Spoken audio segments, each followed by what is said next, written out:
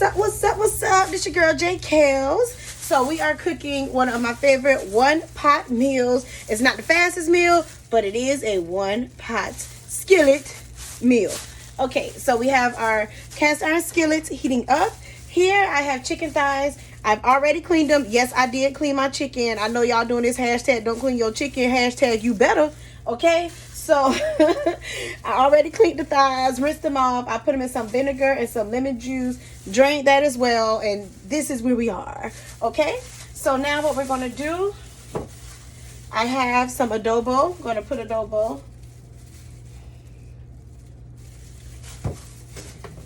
Then I have my Creole seasoning. I'm going to add some of that as well.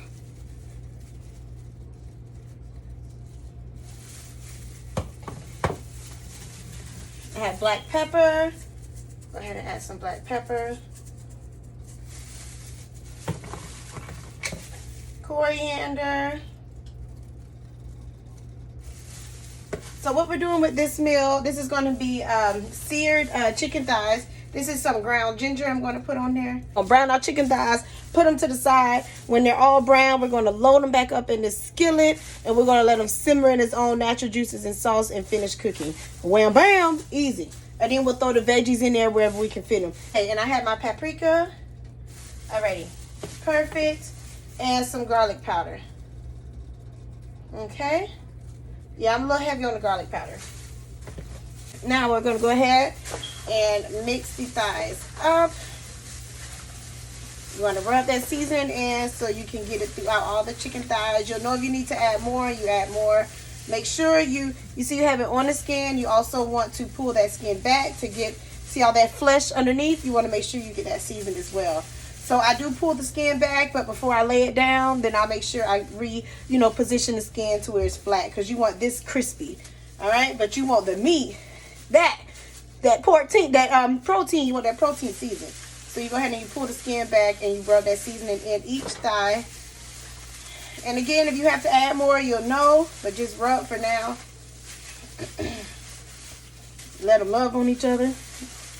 Now that we have all the chicken seasoned nice, I have some brownie. I'm going to pour a little bit out on that. That's going to help us get color on our chicken. Mix that together as well. Let's get that all over. That's going to help the chicken get a nice good color, and it's also going to help give it some flavor as well while it sits and stews. Look at that. See? Flavor, baby. Now again, you see, I'm making sure that skin is on there, and I'm going to put skin side down because that's what I want to get nice and crispy. Okay.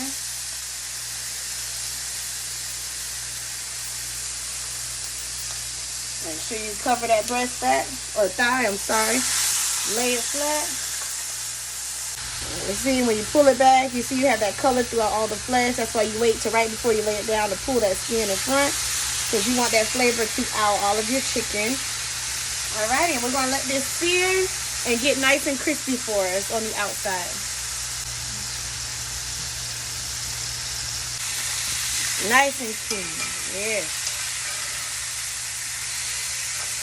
Beautiful. This is what you want. This is what you're looking for. Nice and crispy on the outside.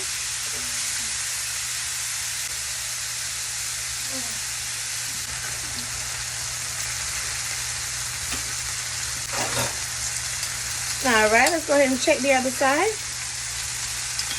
Let it get a little bit more crispy for us. Yes, beautiful. Look at this. Look at that. That's what you're looking for. Alrighty. We'll go ahead and take these off the heat. We're going to put them on our cutting board. And let them rest on the cutting board. Alright. And I'm just going to use my tongs. And just put them in here. Some of that char. So now we can go ahead and add our next set of chicken thighs. We're going to do them the exact same way. Lay that skin, lay them down. Alright, so the last of the chicken is finished browning. Again, I moved my cutting board a little closer this time so I can just place those on here. Now what we're going to do from here, we're going to go ahead and turn the heat off. And we're going to go ahead. We're not going to rinse out the cast iron skillet, but we're going to pour this out and just wipe it clean. Alrighty, so now we're ready for the sauce. I'm going to go ahead and add just a tad bit of olive oil. Add garlic. I'm going to pour half. This is a whole onion. I'm going to put half of that onion. I'm going to add the rest later. And this was one whole green pepper as well. I'm going to go ahead and add half of that. And let these brown. You tripping now. So aggravated. Try don't come dancing on me. Get down. What are you doing? What are you thinking?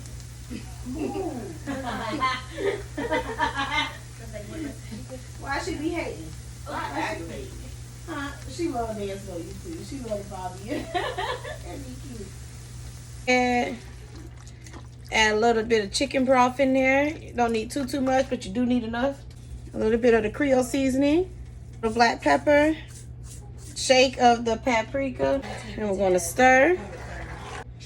Alrighty, so the sauce is at a nice light boil. That's all you need. A little brisket boil. Go ahead and add a couple teaspoons of the cornstarch. Well, a few. And we're going to stir it in. You just want the sauce to thicken up a little, but you don't want it too thick. Scrape the bottom as you stir. That's pulling that extra seasoning from the bottom from when we browned our chicken. You want that to go ahead and pull up. And at this point, we're going to go ahead and add our chicken back into our cast iron, because you're going to want this chicken to go ahead and continue to cook inside of this sauce. They can kiss each other. They can be in love. So go ahead and make sure you have space for all of them. Want to lay nice and flat. As these chicken thighs cook, the natural juice from the chicken as it cooks will definitely be able to fill this pan with juice. We're going to go ahead and let this stew. Then I'll come back and I'll add the veggies and let the veggies cook inside with the chicken and the juices. And that's it. So I'll see you all when this is finished stewing. Alrighty, so it's been simmering together for about a good 15 minutes now. Look at this goodness. Oh my God, I could just drink it with my spoon. I'm gonna go ahead and I'm gonna put some of this juice just on top. Juicy, you can just see. Oh my God. Alrighty. So from here, what I'm gonna do is I'm gonna go ahead and add the remainder of my onion. I'm sorry, I put the remainder of my garlic. I'm gonna add some more of my onions at this point. I'm gonna go ahead and add more of my green pepper. I'm sort of gonna just fill them into the cracks here. And now with my asparagus, I'm only going to put some black pepper on.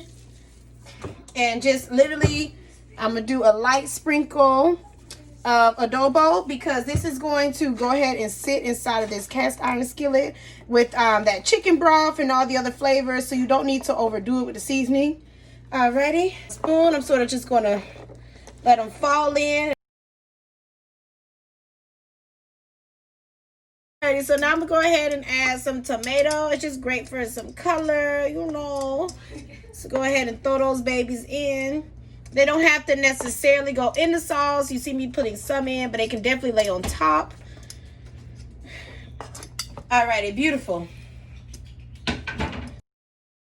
And on top, we're just going to throw a little bit of rosemary on top. And we're just going to let this baby go ahead and continue to sit. And there we go.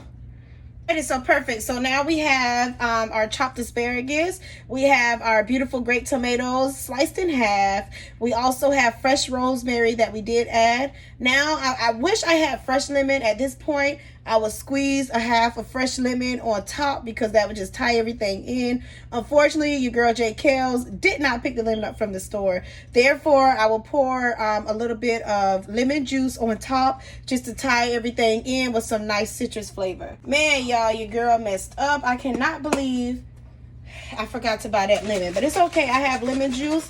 Go ahead and shake it up a little bit. This meal, especially with that asparagus and this seared chicken, a little bit of lemon juice is definitely going to tie this in nicely. I don't like my asparagus soft. I do like it to still have a crunch. So I'm just going to sort at this point, just make sure this asparagus cooks out to my liking.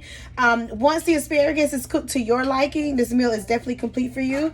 You can also, if you like, I just like the asparagus on top because it will still give a nice flavor. But you can always, if you would like, you can lay that asparagus down a little bit inside of the juice. That'll definitely help that flavor go throughout. But again, laying on top to me is also just as well. It'll still give that chicken a nice flavor. Rosemary, as you all know, rosemary is quite strong in flavor, so you don't have to, you know, go through so many ropes just to taste it. You're definitely going to taste it because it's laying on top of this beautifully, beautifully delicious looking meal. Okay.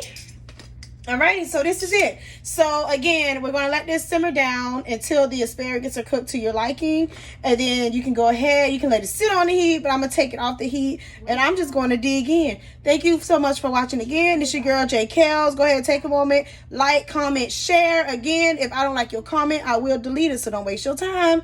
Peace.